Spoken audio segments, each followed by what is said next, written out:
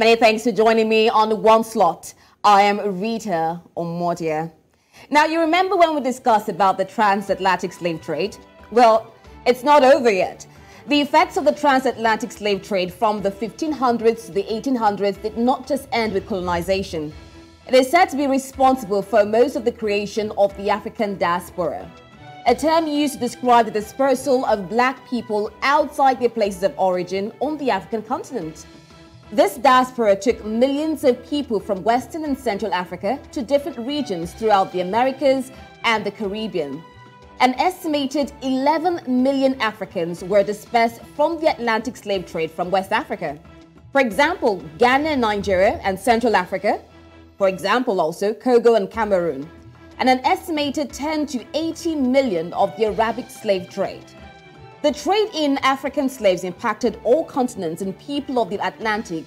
Hence, diaspora communities were formed at every port of the triangular trade, and new communities were formed in locations where the slaves were dumped. The African diaspora has a population of 140 million, while Africa has a population of 1.2 billion. Now, according to Joseph Harris's theory on the African diaspora framework, he focuses on the global dispersion of Africans, both voluntary and involuntary.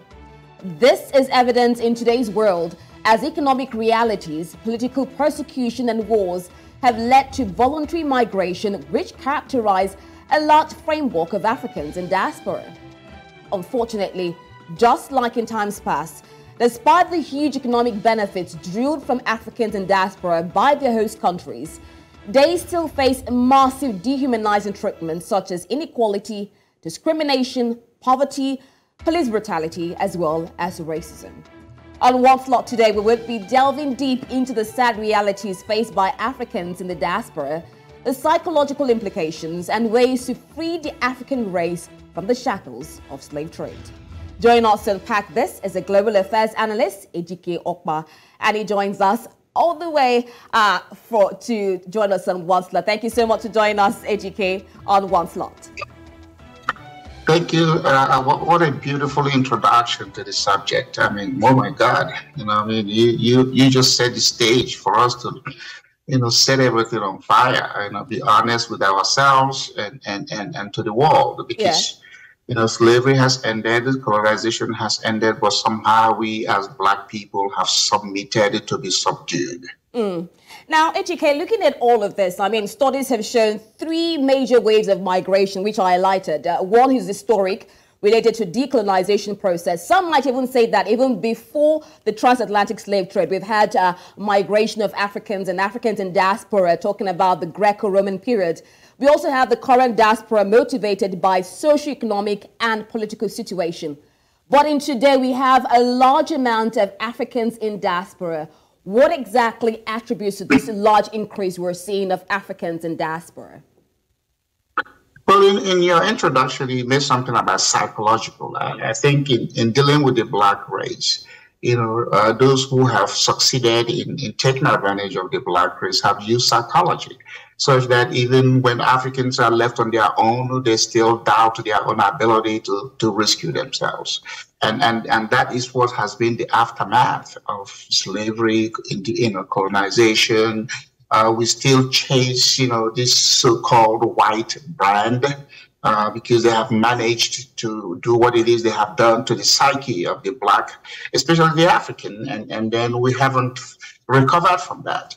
So, in 21st century, 20th century, it has been the economic migration, looking for greener pasture, ending up in what I consider a red pasture, the hardship. You see people who try to make it across Atlantic to get to Spain in order to, now spread their ways into Europe. And then, of course, the Atlantic Ocean is too dangerous for anybody to try that. But people have voluntarily left for these places only for them to do what? To be subjected to a level of inhumane treatment that is just keep damaging, the prestige and the brand of the Black race.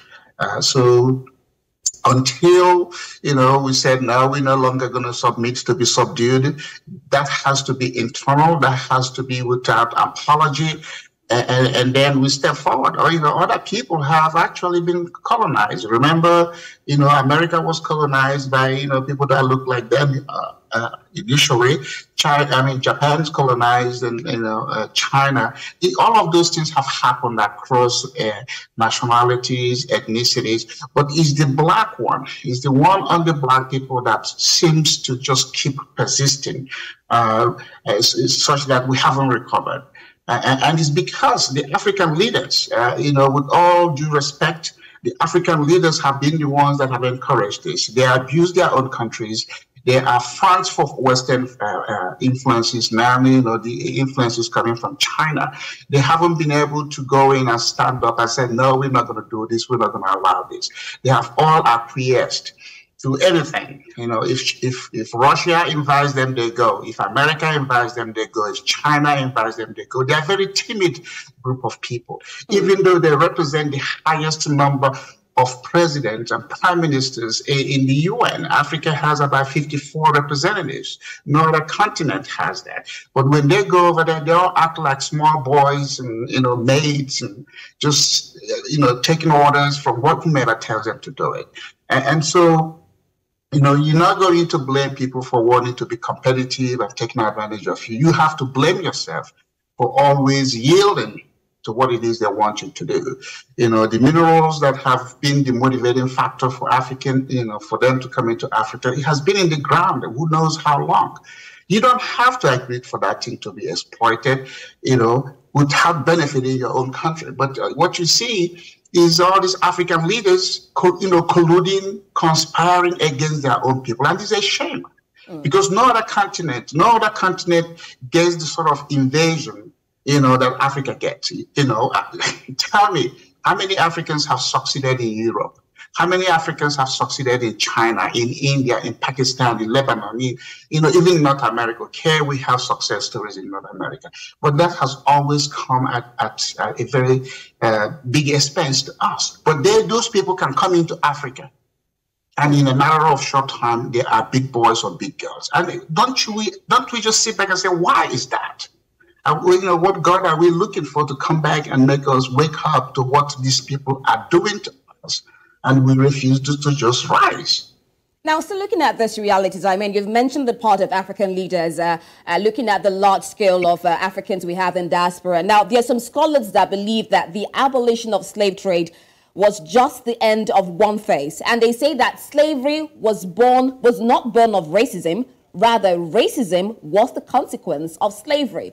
And in some stories you hear of people who are in the diaspora, Africans in diaspora, they complain of racism affecting them. Now, how did this ideology come about, and how has it manifested in the modern world we have today in African diaspora? Well, okay, I'll give you an example, my own personal example. When I was about to leave Nigeria, I went to college in Nigeria, did my NYSC. My father pulled me to the side and said, look, I have a choice. I can stay in Nigeria and deal with tribalism. That is people that look like me. I'm Igbo. I was born in Enugu. That will hit me and kill me, just for the slightest provocation. Or I can go to America, where we have the racist thing, white supremacy, the white brand that feels they are the custodian of every other creation of God. So I made up my mind to come. And of course, when I came, I experienced what my father exactly told me. But I made a personal decision not to be affected unduly by that. And that personal decision is what has led me to where I am. But how about so many other Africans who when they come here, they're well educated, have good intention, but when you get on the job, because you can't escape it in America. America is a racist country, but also is the best country of all the countries in the world, where you have to come in here. If you believe in yourself and you're not psychologically intimidated by anybody, you can rise. You can overcome, and when you overcome, you have to prevail. But what has happened is that even among Africans, remember, Europeans came to America and became white people. Yeah. They came as Irish, English, German, French. They never even liked themselves. The European continent has had the most wars against each other than any other continent. But once they came here, they recognized they have to build their brand. And that is the white brand that they have now used. to go all over the world and get what they want. They're not necessarily the smartest, they're not necessarily the most brilliant, but they know how to, congregate under this white brand. So that even if you see a white person in Nigeria who has an elementary education, who is just maybe a homeless person that is dressed up to show up in Africa, everybody kind of, yields and listen to them. The story in the Bible, no prophet has honor amongst their own people in their own village. Whomever put that in the Bible looked at the black race, because we don't listen to our own. I could have more education and experience than any white man, but if I come to Nigeria and a white man who has a fraction of what I have, all of a sudden they are, the prophet. Why do we have that? Why do we have that sort of mentality among Africans? I mean, we're supposed to support each other. Well, because when they came with the Bible. They came with the Bible. If you read the book, Transatlantic Slave Trade, religion was one of the tools they used to convince the Africans to do what? That saying of, if they slap you, turn the other cheek, the meek shall inherit earth. The white people are not meek. If they were meek, they wouldn't have done what they did to the Native Americans in America. But Africans have been taught to be meek. Be gentle. God will take care of it. Look, God was aware when slavery was going on. God was, they know this stuff, but there was no time that God sent to stop it. So you have, as a human being who is endowed with the same features that everybody else has, you have to rise. You have to stand your ground. Like in America, we have the law that says stand your ground. Don't yield to anybody who's going to come home and take over anything. So, but somehow you have this multiplicity of church people in Africa. Now, look at it. Who are the biggest, you might say, rich people in Africa? They are the pastors who are using all kinds of tricks. Sometimes they don't even understand the Bible. They are using it to preach to people. And so the African has departed himself and surrendered to this imaginary power that God is going to come in there and do something to us. So we have to constantly remind ourselves the world is like the animal farm. All animals are equal, some are more equal than others, both by design and default. The white people. Sorry to cut you short. When you talk about religion, I mean, does it not preach about love for one another, respect for humanity, for each other? Because you say this is one of the reasons why the African mentality has been eroded. But if you take a look at religion, which you blame, it also talks about a love for one another. Yeah, but I mean, love thy neighbor, okay? If love thy neighbor is what it is, which is, the people who are hugging the Bible and throwing it around, how come Russians don't love the Ukrainians? When the World War happened, they were all neighbors. How come they didn't, like each other? But they went to the war. They slaughtered themselves the way they did. But the irony again is why Western Europeans who were colonizing Africa were having wars. They also had Africans to come fight on their behalf. Remember in the 40s and 20s and 50s. So we were the ones who were being colonized by people who were having fractured relationship with themselves. So there are a lot of things we have to go back and say, why? But now that we know that it happened, why are we allowing it in 21st century? That has been my contention. Why? It's not like back in those days when they were not allowing us to go to school, we are not reading anything. But now that we have read it, why should you go to today's Africa and have, foreigners dictating to African leaders, or even now Chinese coming in there and becoming a force? Everybody who is a black person has to be annoyed and, very angry about this stuff. Because there's no school, no college in the world a black African has not attended and oftentimes, ended up with the best academic result. How come when that paper is given to you, then you go to undermine your own people? Because African leaders are lousy. African leaders are the most class of laughable group of leaders in the world. Look at how they behave. Every president, Biden wakes up and invites them to Washington, D.C., and they show up like people. Russia wants, come on. At what point do you say, no, I'm not going to do it? And when you say no, you believe in it. But you have to engage your national people and say, look, this is what it is all about. It's not about somebody showing up there and giving you guys $1 million. A little money. Most African leaders will fall for $5 million. Nothing. Just to sell their own country, to oppress their own people. So we have to begin to challenge our own selves, to have the resolve. We're going to be part of the world in a sense that we're going to also get respect. If you are not being respected, do not respect anybody else. It has to be reciprocated in a sense that at the end of the day, there are no winners and there are no losers. So again, I have lived here. I ran for Congress. I ran for mayor. I probably never, I didn't win any of those, but you know what? I'm invested.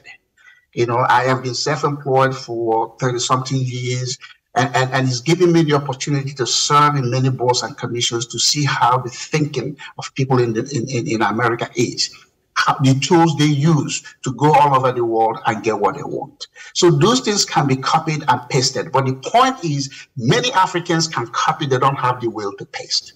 It's, you know, there's nothing in the book, you know, what makes an airplane take off and land is the same engineering and science all over the world. But the thing is, can you make a successful airline by having airplanes? A lot of things you don't have to reinvent the wheel. You just have to make the wheel turn in the direction that you want it. But never you allow anybody to come into your home and destroy you just on the basis of what? Because their skin color is lighter than yours. You know, I'm married and I tell any man, if you take my wife from me, the fault is me. Okay, now, Now, you mentioned so many things, and you also talked about the impact that you're trying to make over there. And we also have situations where we have lots of Africans being international students. I don't know if you could paint a picture of what exactly is going on there, because we also hear lots of stories of discrimination going on, talking about the immigration process also. So tell us more about it, especially for the Africans over there. Let's know exactly what they're facing. Perspectively, you know, the first Nigerian that was recorded to have entered America was in 1918. Do the math. That's 105 years ago. Okay, a Calabar man from Water Institute. You know, years after that, you know, Zeke and some Yoruba people came. You know, so America has had what? Continuous presence of people who have identified themselves as Nigerians. But you look back to this and you ask the question, is there any Nigerian that has Nigerian-born American, which is what my wife is, or me, myself, who came here and became an American that is a Nigerian-American? Have we ever made it to Congress? Is there any major corporation Nigerians run? Is there any neighborhood? In America, when we look at immigrants based on what we call census tract, and in that census tract, you now have, you know, some other subgroup. There is no census tract, you know, that Africans dominate in America. Other immigrants go in and they take a piece of America. They build their own enterprises, they have banks, they have things that enable them to be recognized in America. So what the Nigerians and the Africans do is they come in here in a dispersed manner. And of course, they chase the degree and they get the degree. But in America, you know, having a degree is not just enough. There are a lot of things they expect you to do. You have to be confident and you have to be bold, but you have to work within the law. So a lot of these Africans just come to America for the sake of coming. But at the end, when they come, we socialize, we don't network. You mark those two words, they're two different things. Africans socialize, they don't network. They don't look at who is doing what and say, hey, you have experience in this sector, you lead us. Instead, they have this undue competition, you know, they want to do something differently. If you bring them on a job, they are most likely to undermine you. I'll give you an example. You know, Clark Atlanta University is a university in Georgia. One time a Nigerian guy was professor of engineering. He went and started hiring Indians. You know, he was the dean of the School of Engineering.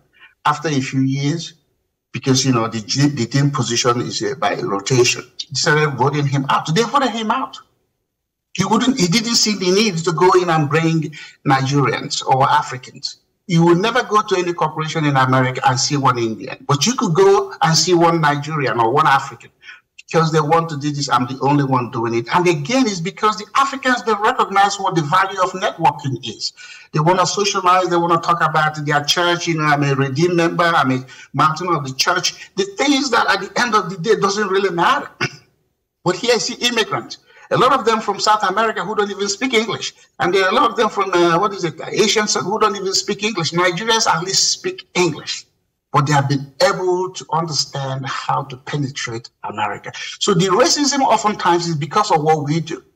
A lot of Nigerians come here and they want to dress like they are from their village. You see Igbos in America going around saying, "Chief, Chief." America will just look at you, you're not here to be part of it. Isn't that promoting the African and Nigerian identity? I mean, do we have to follow up with what they're doing? Is it so wrong? No, because you live here. You live here. If you look at the Native Americans who they call the ones they call Native American Indians. Look at how they're dressed. So what I'm saying is that when you are in a country, you have to make certain observations.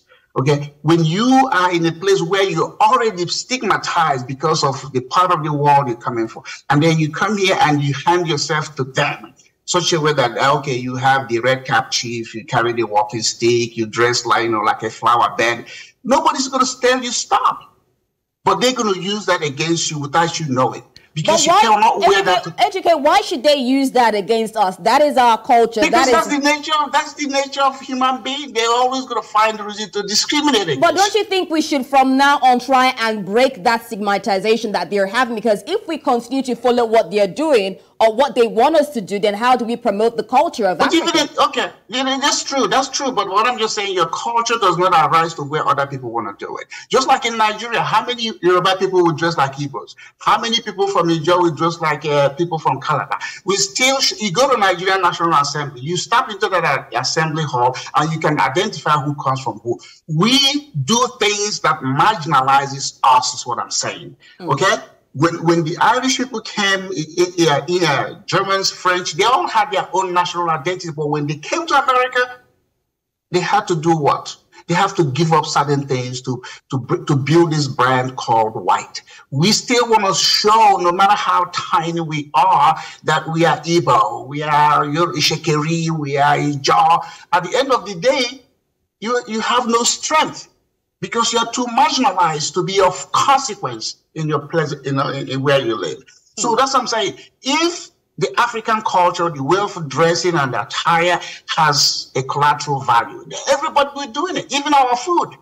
How many times you go to a Nigerian African restaurant in America and you find, non-Nigerians, non-Africans eating it? But you come to America, hey, Chinese food, Italian food, this other food, because they have figured out a way to make it work for the great American community. So what you want to do is to be part of the great American community.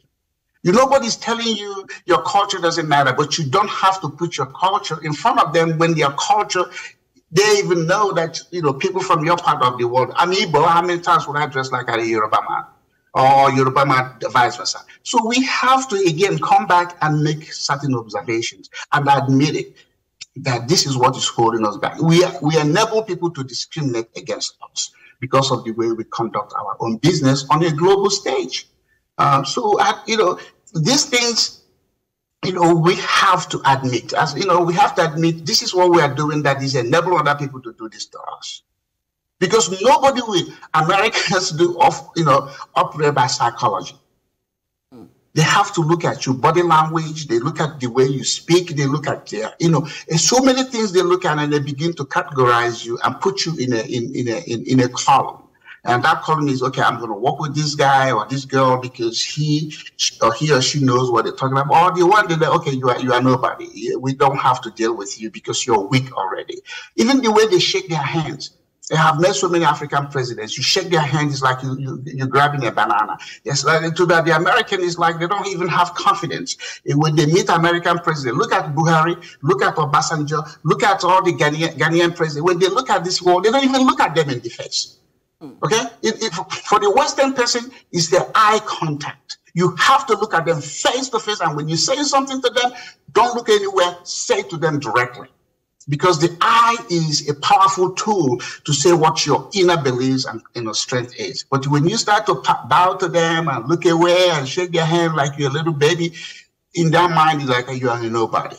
So these are things that we Africans that live in America can come back and share with our people. Now, when we are in our villages doing it, that's fine. But when you're on the global stage, there's a different attitude and a different personality that is requested of you. You have to speak. You should not allow any policies from anybody to make the policies or the interests of your country become secondary. You should not, no matter how tiny you are. And you should not allow people who are not on the same protocol level of you to come to your country and they go see your president. You look at when Kamala Harris came to the country she visited. She's a vice president. How many African vice presidents can come to America and meet the president of America? They will not let it happen. But Kamala Harris will come in there, and then all of a sudden, everybody's lined up at the airport. The kids are lined up at the airport dancing for them. Stop dancing for these people. They will not dance for you. But when you do it, you have let them know you are of inferior class. I'm telling you, this is their understanding. So don't do it. If they come, don't send anybody to the airport. Send them a motorcade to bring them to the presidential palace. You meet them there. But don't let the Secretary of State of America, who is their foreign minister, to come have a meeting with your president. Send your foreign minister to have meeting with them. Do it protocol to protocol. A president is a president. But now what you have, you even have mayors. Mayors go visit Nigerian president. And the Nigerian president sit down there taking pictures. How many chairmen of local government, because that's the equivalent, how many chairmen of any local government in Nigeria will come here and go and have a meeting with an American president? You should seek counsel from Nigerians who are in America, who understand how this system, and they can guide you. And that way you begin to elevate your personality and your presence. But if you think just because it's a white person coming there, at the end of the day, they'll be laughing. They say, hey, everybody went to Nigeria, and guess what? Everybody, even simple people from State Department, because they have on their business card is the African under Secretary of State. They are giving a hero's welcome. And they enjoy those reception. But they will not reciprocate for you. So don't, what is good for the goose? Is it not good for the gander? Definitely.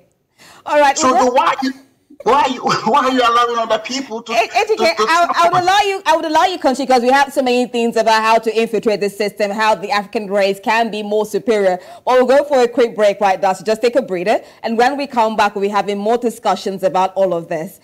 You're still watching One Slot. We'll have a quick break right now. When we come back, we're still discussing the realities of the African diaspora. Do stay with us.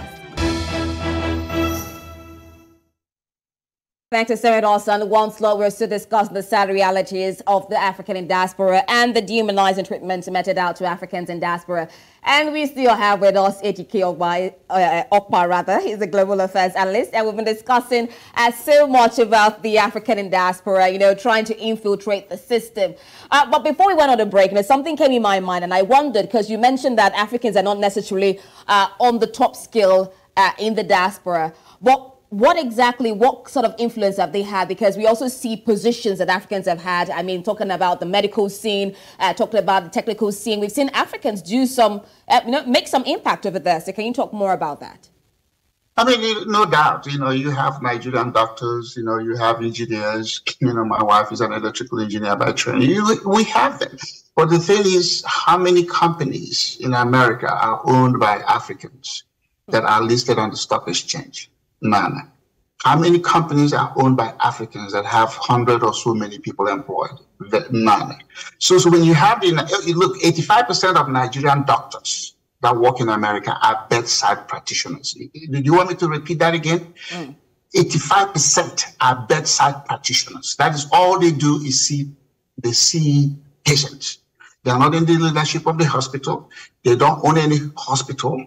They are not consulted for any changes in the policy. In fact, a lot of them don't even serve on the medical boards of the states where they are licensed to practice. They are here to make money, which are considered trading hours for dollar. And then, of course, based on the exchange rate. The exchange rate has given a lot of African immigrants false sense of arrival. So if you take $1 to Nigeria, you get $700 and something. So if you spend $2,000 in 1 week, your people might even, like if you are Igbo, might even call you and give you a chieftaincy title. That's not economic development. That's not impact. You see Indians. We have had two Indian born people become governors in America. Where's the African? My wife was born here. I always ask her, so what are you guys doing? You all, okay, you are born here. You didn't have to go through the process of green card and citizenship. But you have all these immigrants, they're coming, even the Chinese. What about the mayoral positions? I mean, for mayor positions, we don't have that there. We don't have Africans having. We don't have that. I mean, I was the first native African to run for mayor of a major city. Remember, we go by major cities.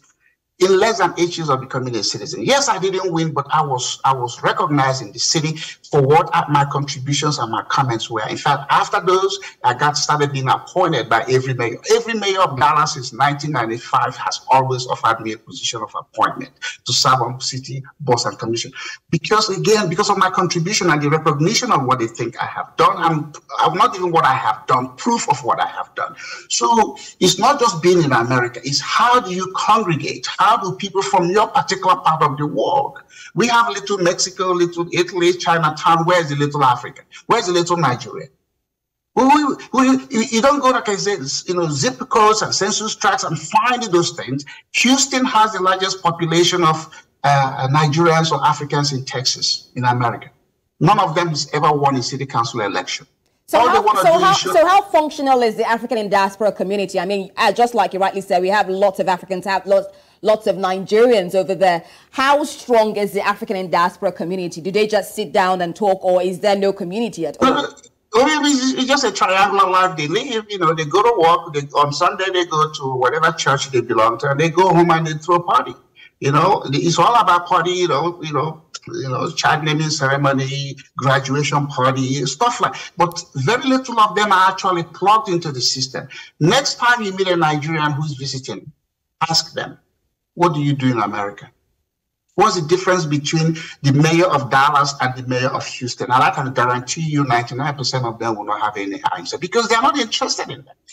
Africans, immigrants are too tiny people. Why are they not interested in positions like that? I mean, you go over there, you're making the money.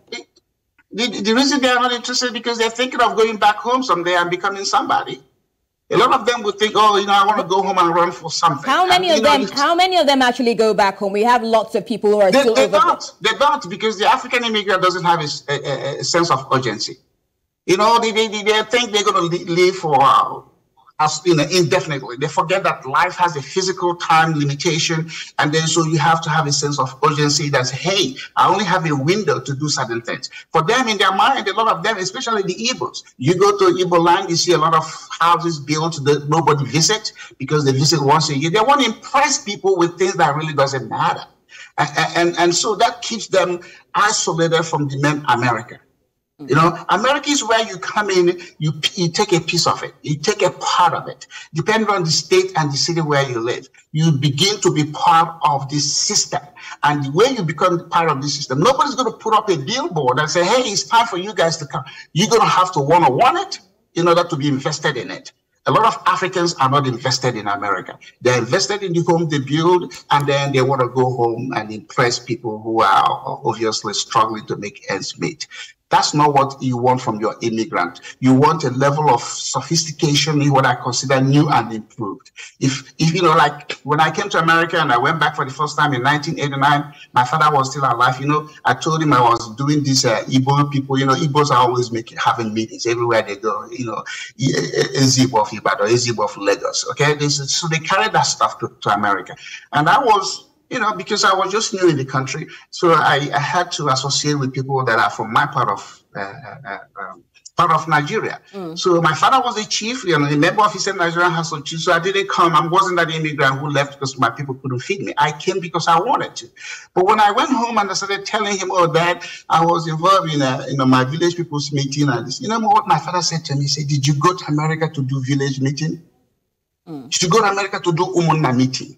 Because that's what Igbos call it, Umunna. I came back and I resigned. And that resignation has helped me to do what I have done. Because when you go to all those meetings, they don't think of anything except to talk about who went to their village and became a chief and come back and I have to call them chief. And I said, did I come to America to be a chief? My father said, if that's what I'm doing in America, then is what I came for. I should come back home. In fact, the reason I went to work for myself, because in 1990, I was regional appraisal manager for the Federal Deposit Insurance Corporation in America. The first time any Nigerians ever held that. I was the one that wrote the policy on how to liquidate failed bank assets, even before I became a citizen. I became a citizen in 1995. So, but when I went home, I was working for FDIC. 89, 90, I was an employee of the Federal Deposit. You know what my father said to me? I said, did you go to America to do civil service work? I could stay in Enugu Secretariat and do it. I came back and I resigned. Okay, now, so sometimes, educate what you're saying, I think this is bringing about the generality of the mentality of why would I invest in a foreign land? Why don't I go back and invest in my own country? I mean, would it be so much of a bad idea in investing in your own country? Because these days we talk about the effect of African diaspora, what they're doing to the Africa, your original homeland. But building a home in my village is not an investment because nobody gets employed. I don't pay taxes on those buildings. But if a group of us, Nigerians, you know, you could come together and you form a company, and we go back, because when I come back to Nigeria now, I'm coming as an American who happens to be a Nigerian, so I can avail myself of the opportunities and the prestige and whatever it is that an American has. But so if I have Nigerians with me, I say, you know what? Let's go home and let's go make a presentation to the federal ministry. We can build tollways. We can get the money from America because we're Americans. We're entitled to the resources of this country. And then we can employ Nigerians. Power plant. Power plant. You know the first time Nigeria had a power plant in 1896. That's 127 years ago. America built their first one in 1882. So there was 14 years separating Nigeria and US from having electricity. America had electricity 106 years after they got independence. Nigeria had it 64 years before independence. But look at today. And Nigeria, they deliver 25% reliability in their power. So we Nigerian, Americans could come back because this technology and the engineering of electricity is the same thing since ever it was invented. We could come in here and own utility companies. It's not opening a tiny shop. You have to do something that is impactful in order for the white people to recognize you. The remittances, all those remittances, they say Nigerians are sending 20 billion or this billion, Ghana is sending this billion. So the white man economic development model, those money doesn't count. But if we have, say, a Nigerian group and coming back, so I say, we're going to put $5 billion in Nigerian power plant. It will trigger a lot of positive reaction in the Western mind. Because now they say it's a confidence money. The money I'm sending to my family people to go, feed themselves, it doesn't matter. Nobody gives you the score when you do the economic development impact. So what I'm saying is that, yes, if we want to invest, we have to pull our money together because no one individual can do it. We have to recognize each other, and we don't have to see each other as a joy, buy this.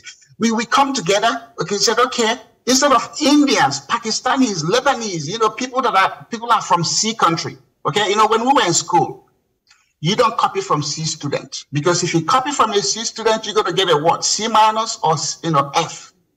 So why are Nigerians copying from Indians, Pakistanis, Lebanese, and Chinese people? When you have your own people in America who have the same or better education than these people. So you copy from an A student, maybe you end up with A minus or B plus. So we have to change our mindset. And the way you do it is you go recruiting and you go wooing. You don't go, say, oh, come back home. No. You come. If Tunde has what it takes, go there and say, Tunde, what would it take for you to come home and help us get this thing done?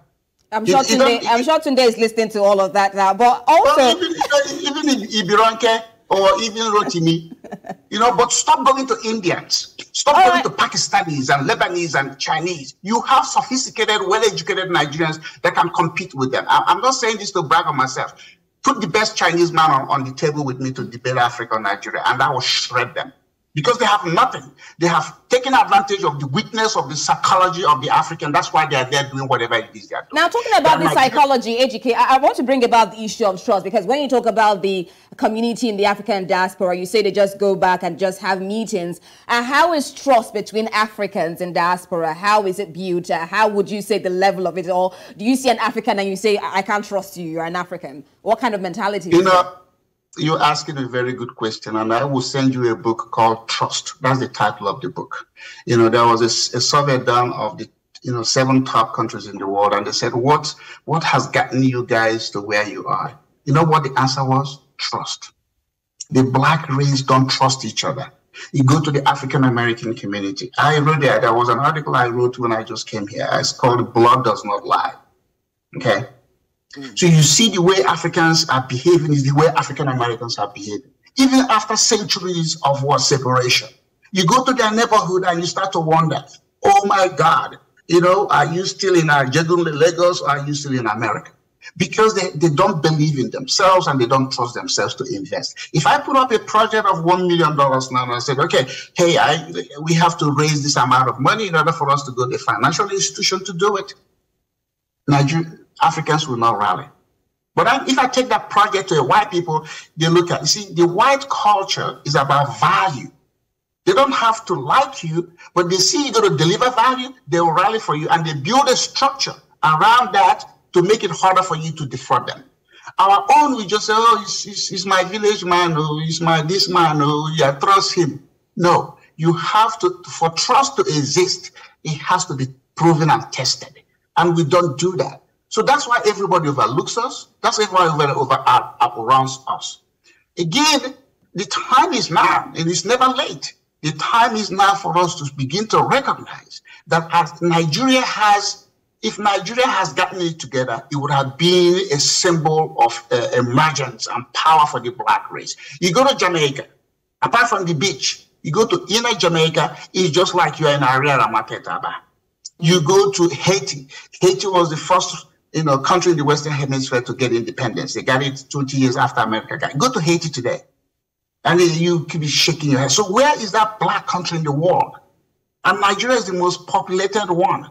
So if a Nigerian president steps out on the stage, the world should be listening. So who listens to Obasanjo, Babangida, or even the guy who is selected to be the next president, or whatever his name is, Tinubu? Who's going to listen to him? So you have to have you have to put your better foot forward, okay? And you have to be unapologetic when you do it. But if you have all these people who are going to go over there, look at when they were doing campaign. Where were they campaigning? In London, in Chatham House. What the British people that colonized you, that still don't see you as a human being, is who you go in to go sit in their place to campaign about president in your own native country. The British Prime Minister is a nobody in the world stage. The Africans are the ones that make them look like they are somebody. Sometimes you need to ignore these people, make them look like they don't exist, because that way you make them jealous. If you don't make anybody jealous, you're not doing anything in the world. In fact, if you don't provoke anybody, you're not. So, but when you're running after them and behaving like, yo, I need your approval, I need your validation in order for me to do certain things, then they're going to go back. Remember, they laugh. They go back. They're human beings. They say, look at it. We colonized them. We took everything from them. They're still coming after us. Tell them, I'm not going to do it anymore. You want to see me? Come see me in Aso Rock. All right, so still looking at this diversity, I mean, our culture, and which has affected the growth of Africa and even Africans in diaspora. We're seeing a situation, you talked about and mentioned Vice President of the United States visiting Africa, where the United States is trying to renew this Africa relationship. And we see them also trying to woo Africans in diaspora. What happens if Africa is not able to, tap into the resources of the African diaspora and the United States forms more of a relationship between them? What happens to Africa at the end? No, nothing's going to happen to Africa. Africans are going to go away. But the point is the Africans, Africans, again, that's what they call the territorial integrity. It's the only continent that does not understand what territorial integrity means in terms of boosting its own sovereign rights. Because, every country is a real estate. And that real estate is demarcated by boundaries. And then you have your own DNA. Even though if you have internal issues, your internal issues should not go to where somebody else will come in and begin to dictate to you. And that's what I'm trying to say. No country, in America, we have social issues. Okay, we have, you see the news everywhere, people getting killed. But you're not going to see a foreigner come into America and begin to say anything to Americans. They will shut him or her down. But in Africa, you see, what I consider a 2x4 white person or European or Asian come to Africa, all of a sudden they're waving flag. Well, okay, I just came from it anyway. We're not going to go into that. But what my point is, we have to recognize, enough is enough. Okay? Colonized, enslaved, post-independence, we're still dependent. So when do we arise? When do we emerge? When do we say we're not going to borrow money anymore? Because if all the borrowing the Africans have done, name any African country that is standing firm on its feet. None. So if somebody's lending you money and that money is not helping you to grow, then they are doing something to undermine you, and you should refuse it. You are entitled to your currency. When I left Nigeria for America, 1 million naira was equivalent of $1.something million. In less than 35 years or so, where is that naira? Naira has gone down to where 1 million naira is $1,300. I mean, and then we have people like Ngozi Okonjo-Iweala, who's come from the World Bank, all these PhD people, and you haven't been able to advise the National Assembly to say, this is what we need to do. We don't need to accept the devaluation of Naira in comparison to any other country, because that's what is eroding the purchasing power of Nigerians. You don't have to. You could print the Naira and use it to build infrastructure in Nigeria. And if World Bank or IMF is coming there to tell you something, tell them hit the road. Yeah? You know, you should go Google the song, Hit the Road, Jack. They're out. We're not going to do it. They love, you know, bluffing is part of international policy.